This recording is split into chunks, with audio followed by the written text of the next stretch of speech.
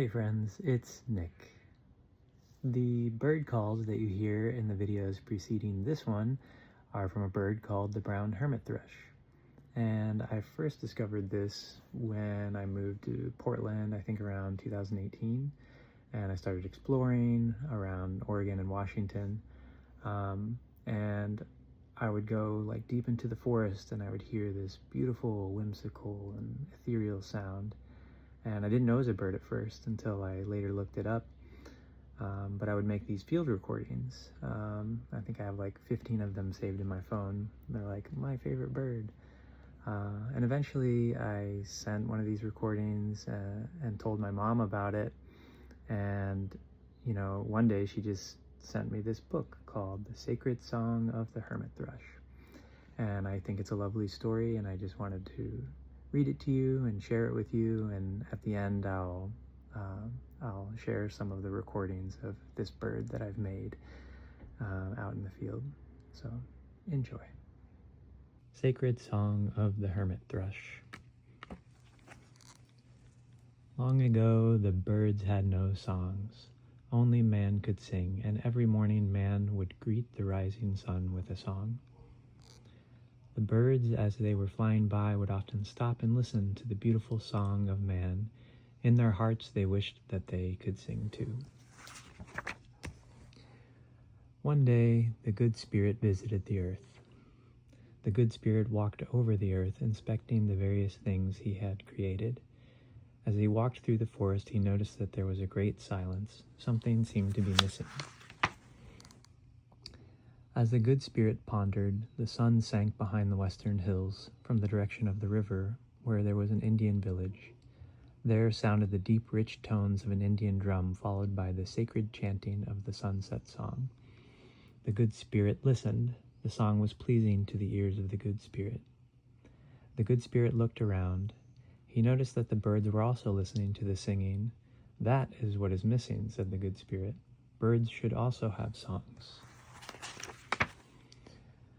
The next day the good spirit called all the birds to a great council. From near and far they came. The sky was filled with flying birds. The trees and the bushes bent to the earth under the weight of so many. On the great council rock sat the good spirit. He waited until all the birds had perched and become quiet. The good spirit spoke. He asked the birds if they would like to have songs, such as the songs the people sang. With one accord, the birds all chirped, "Yes, yes." "Very well," said the good spirit. "Tomorrow, when the sun rises in the east, you are all to fly up in the sky. You are to fly as high as you can. When you can fly no higher, you will find your song. The bird that flies the highest will have the most beautiful song of all the birds." Saying these words, the good spirit vanished. The next morning, long before sunrise, the birds were ready. There was great excitement. However, one little bird was unhappy. It was the little brown hermit thrush. Perched beside him was Akwex, the great eagle. As the little bird gazed at the eagle, he thought, "What chance have I to compete with this great bird? I am so little, and the eagle is so large. I'll never be able to fly as high as he can." As he was thus thinking, an idea entered his mind. "Eagle is so excited that he will not notice me." With this thought in mind, the hermit thrush flew like a flash to Eagle's head. Quickly he hid under Akwek's feathers. The great eagle was so excited that he did not notice the little thrush. "With my great wings I will surely win," said Eagle. The sun finally looked over the eastern hill. With a great roar of wings, the many birds took off. For a long time, the birds flew upward. Finally, the smaller, weaker birds began to tire. The little hummingbird was the first to give up. His tiny wings beat the air so hard that to this day, if one listens, one can hear his humming wings. His little squeaking call says, "Wait, wait for me."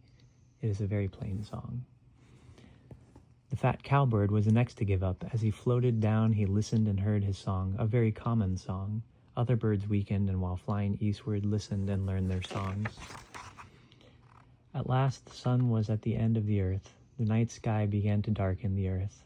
By this time, there were only a few birds left. There were the larger, strong-winged birds, eagle, hawk, owl, buzzard, and loon.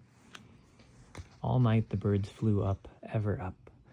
When the sun rose next morning, only Eagle, chief of all birds, was left. He was still going strong. When the sun was halfway in the sky, Eagle began to tire. Finally, with a look of triumph, for there were no other birds in sight, the tired eagle began to soar earthward.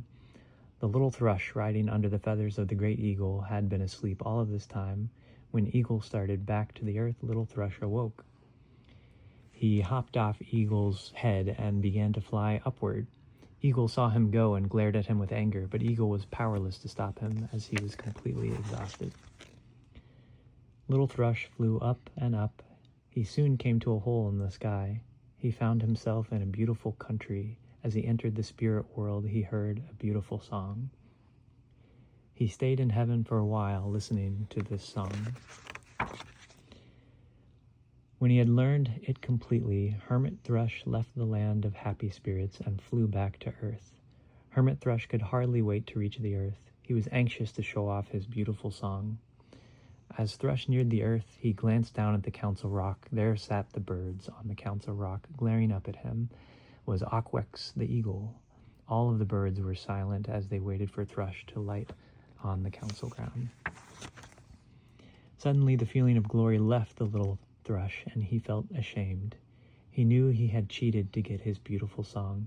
He also feared Aquex, who might get even with him for stealing a free ride.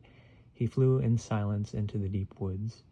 In shame, with a dragging heart, he hid under the branches of the largest tree. He was so ashamed that he wanted no one to see him. There you will find him today. Never does the hermit thrush come out into the open. He is still ashamed because he cheated. Sometimes, however, he cannot restrain himself and he must sing his beautiful song. When he does this, the other birds cease their singing. Well, they know that the song of the hermit thrush, the song of the spirit world, will make their songs weak. That is why hermit thrush is so shy. That is why this spirit song causes the sun to shine in the hearts of people who hear it as they go into the dark forest.